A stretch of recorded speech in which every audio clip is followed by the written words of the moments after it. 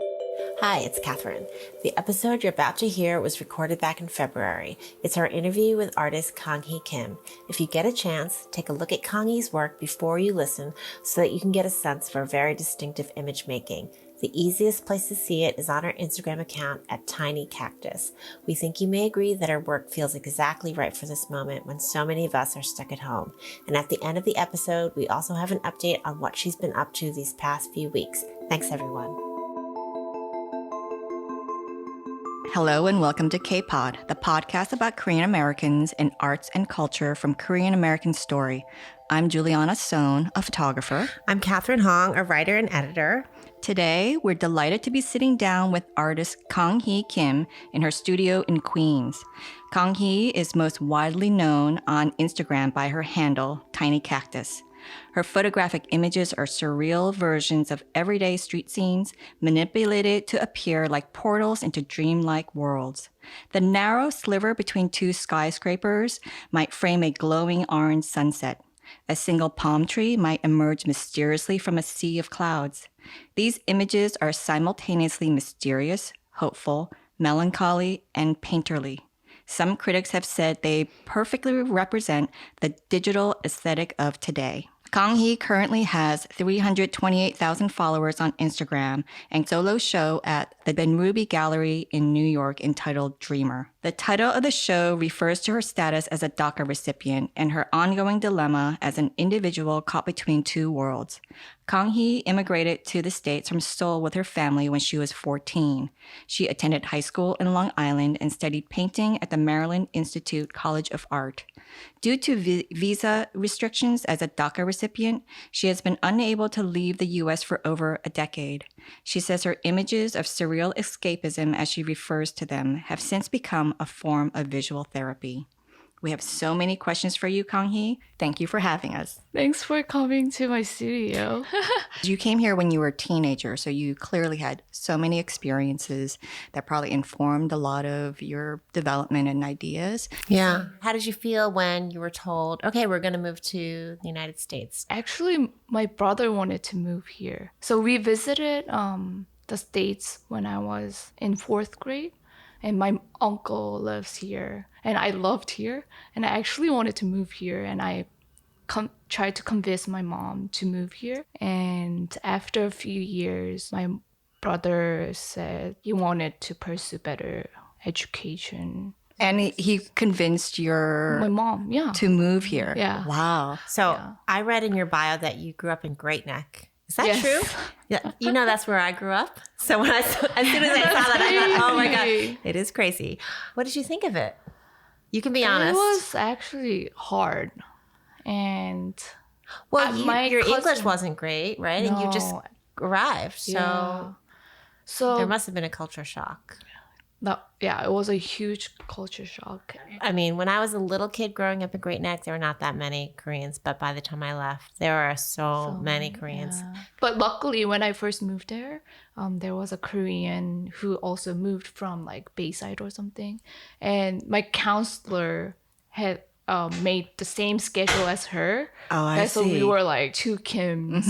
Wow. And then this person become your best friend? Yeah, of course. But she was more American than you? Or No. she was She really was like from on the Korea. same boat. That's fascinating. That was kind of hilarious. Wow. Well, clearly in high school, you were able to pursue more artistic endeavors or had a Yeah. bit more freedom because you ended up going to art school for college. Yeah. Can you tell us about what happened in high school that allowed you the freedom to do something more creative? I didn't really like to study in Korea, but then like the fact that I moved here, that sort of motivated me. And I would get like straight A's and like, oh, I should do well because my dad is sacrificing and like he's still in Korea alone. But then like I would take art classes and my brother was going to the same school, and I mean he's still talented, but like he was so talented back then. And then that like I was like, oh, I like art, and that brought like the childhood memory of like me wanting to study art. And yeah, he started to pursue art, and that like really motivated me even more. And it's like, I should do art. And we did like all the like contests, and like we won prizes, and I like see. So you won all these contests, and your mom was supportive of you and your brother pursuing something creative. And so tell us how you ended up going to art school. yeah, my brother went to MICA, Maryland Institute College of Art. Yeah, that's when I like knew I wanted to go into the same path. In junior year, I wanted to put my time into going to art college. How did your parents feel that they were convinced to move to the States for a better education, and then both of you end up in art school? Yeah, I mean, better education in, I think, more like open I setting. see. I mean, yeah. So it wasn't that it was more academic here. It was there was like a freedom to learn in a more broad sense. They never pushed us to like go to after school like things, because they were the ones who like wanted to study themselves, like not being pushed by anyone. So they wanted us to have that sort of thing, and they wanted us to find like our own paths. So yeah, it's kind of surprising that, and also in Korean standards, like men studying. Yeah, the firstborn son. Yeah. And I don't know how that happened, but he did so well. And So he did he have resistance at all from your parents, or they just thought he's so talented? Yeah, he should just go. yeah, you should go. That's amazing. From what I've read, your attorney missed a deadline for filing your visa status. Yeah. So at the time, when my mom just got a job as a registered nurse, we all applied for green cards with my mom's visa, and my lawyer at the time, he missed a deadline by a day, and then that like complicated the whole process. And after like a year, they closed it, and Obama was like, oh, we should use nurses from the States, not from abroad. So how did this affect your life? When I was in college or high school, like we didn't even like think about going back to Korea or like traveling, because we were so busy adjusting to the States. But after college, and since I'm a photographer, I would get jobs or like exhibitions outside of the States. I see. So you had to decline them because you really couldn't leave. Right. Yeah, after college, that's when like I finally like want to visit my family in Korea and like go to all the different places. Right. Yeah. So you were mostly painting, is that right, during college? Yeah, graduated with BFA in painting. So I got into photography with just playing around with iPhone camera. And then that was when like Instagram first launched. And my brother was like, oh, why don't you use it? I feel like you would like it. So, and I found like all the street photographers account, and I didn't know. I was just like thinking about all like traditional photography, and that like really inspired me. And like, I wonder how like photography works. And I started to take black and white film. So you started playing around with the iPhone, and then you went to black and white film photography? Yeah, that's a huge Yeah. difference. But yeah, I wanted to just like get an idea of like the whole foundation, like basic, and like how have like a little bit of understanding how like camera actually works. You started Tiny Cactus 2012, is that right? Yeah, a year before I graduated, I was just like taking photos of like it's very different from what I do now. But do you know boom.com? It's a art Canadian blog, which has like big following. They featured me, and that kind of blew up. I see. And yeah. And you were still in school at the time Yeah. when they featured you. So what did your early work look like that you were posting? Mostly like street photography In Baltimore. in Baltimore or like in New York, because they were pretty funny. And like I would find like quirky things just walking around. I came into this whole world of photography through assisting people, Right. analog, and just having print work and shooting negative film. So it's really interesting for me to speak with you because the industry has changed so much. And to hear your story about how you're this new digital generation that found this massive social media following, and people have been so skeptical of how do you translate that and what is the value and worth of followers or whatnot. But you've been so successful being able to translate that into advertising clients and sponsored content, and also having gallery shows and selling prints. And I mean, what was that like when you started going viral and having all these followers? It's mixed feeling. I mean, it's good to have like a lot of viewers. Also, it pressures me to, but I never really cared, I think. I'm not using the camera as like the traditional medium. And I treat photography as more like painting to me. So, I mean, I took a few photo classes, but I don't follow all the rules. And that sort of excited me even more. And I also try to not really care what people think. Do you mean your followers? Followers, yeah. Do you have engagement with your followers? Do you read their comments? Yeah, of course, read comments and, but still I try to focus and like try to hear my own voice then, So you mentioned that you try to approach your photography like painting. What does that mean? Can you explain that a little bit? I use Photoshop a lot, and I don't have all the like foundations, like how to actually like use the tools right. So I would just like, I would try eraser and like in very different ways. Photoshop is a really powerful tool. And I know a lot of people who are illustrators who prefer Photoshop over Illustrator. Right, yeah. And so there are brushes, there are... brushes. yeah. So I can see quite easily how you could use a program like Photoshop and use it in a much more painterly way. Right. Are you photographing using your iPhone still? Oh, just as sketches. Okay. So it's just like the fact that layering multiple images and like showing all the marks of imperfection, it's like, I know like 100% of photographers would use Photoshop, but like in very subtle ways and like without showing any marks.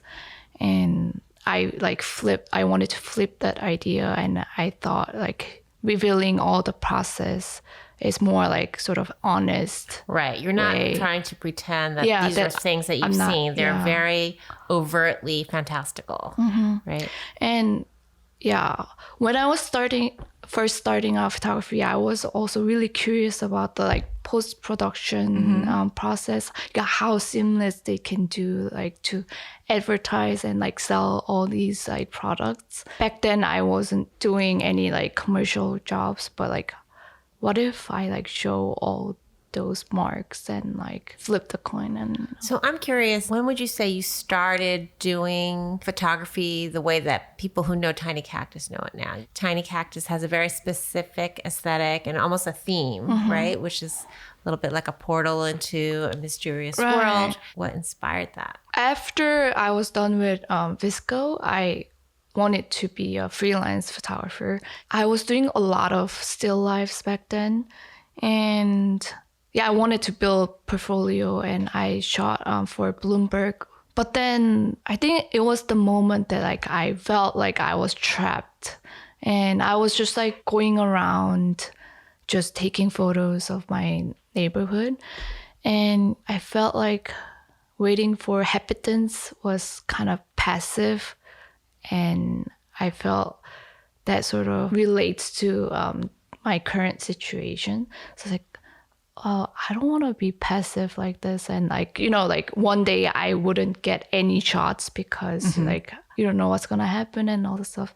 What if I make those moments, and if I layer those moments, it would create even more synergy, and that really inspired me. And I felt like I wasn't happy. I felt like I wasn't appreciating mundane or like the moments. I wanted to live in the moment, and that really inspired me to like start that series. The street errands. Yeah, street errands. Well, you have so many followers and you've been so successful. And I feel like what you have captured is this longing for people sort of in these troubled times to look for that little bit of personal optimism. You know, it's like, hey, a miracle can happen, or, you know, maybe the world is sucky, but there's a chance you could glimpse something magical, or it's a sign of some God looking out for us. Instead of waiting for that perfect sunset or rainbow, you can just like cut and paste it into your mundane day. Right, yeah. Since I was so frustrated with my visa, there's nothing I can do at this point. So when I'm making the images, that's like very therapeutic to me. I think they're therapeutic to people too. And that's why your so account is work, because you get that little burst when you check your Instagram, a little burst of happiness. And so it's therapeutic for for the maker and the viewers. Yeah, it's very like fascinating. a reminder that, something helpful could happen. How that can translate to people, because I was just like in my own head. The images are essentially for me. And I would get messages like, oh, I have mental illness. And by like looking at my photos, she's feeling like a lot better. And like that really like hit me. And I never knew that like people would get the same effect. Yeah. And you can reach so many people. Yeah. You're an artist and you probably want to do other types of art. Maybe you are doing it, but people come to you for this one thing, right? But do you feel constricted by this one account? Is there other art that you want to make or that you are making that has nothing to do with Tiny Cactus? Not as of now, because I used to do like all sort of mediums in college. And the reason why I switched to photography is I didn't want to get paints like all the time. And I feel like I loved painting, but I felt trapped in studio and I actually wanted to see the world. So photography is like the perfect medium for me now. And I miss painting, but I also think about going back a little bit, but not quite yet. Right now, yeah. But I think I would do it. Like if my followers leave, that's too bad. But like, I'm not too concerned about that. So let's find out how you came up with the Tiny Cactus handle. This is so funny because that was when I was first starting out, and I wanted to use my name as username, but it was taken, and I really didn't want to use that underscore. Yeah. And that's the problem with being Korean, right? Yeah, it's all taken. Yeah, I know, it's so. And that's when I first got into collecting little succulents. And I mean, succulents didn't really sound good. So I was like, I'll do tiny cactus. Right. Well, we should mention that we're in KangHee's studio now, and this apartment is full of succulents and orchids and all really kinds of funky, cool plants. Right. Yeah. When you do resolve this issue of traveling, where are some places that you'd like to visit? The first place is Korea. I see like all the photos that like Korea has changed so much. So like I just want to like be there, and like also want to visit like my old neighborhood, and yeah. And where else do you want to go?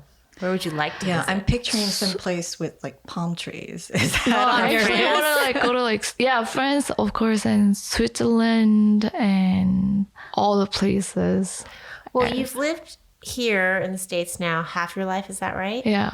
How do you feel about your nationality? Do you feel more Korean still or New Yorker? I feel comfortable living here.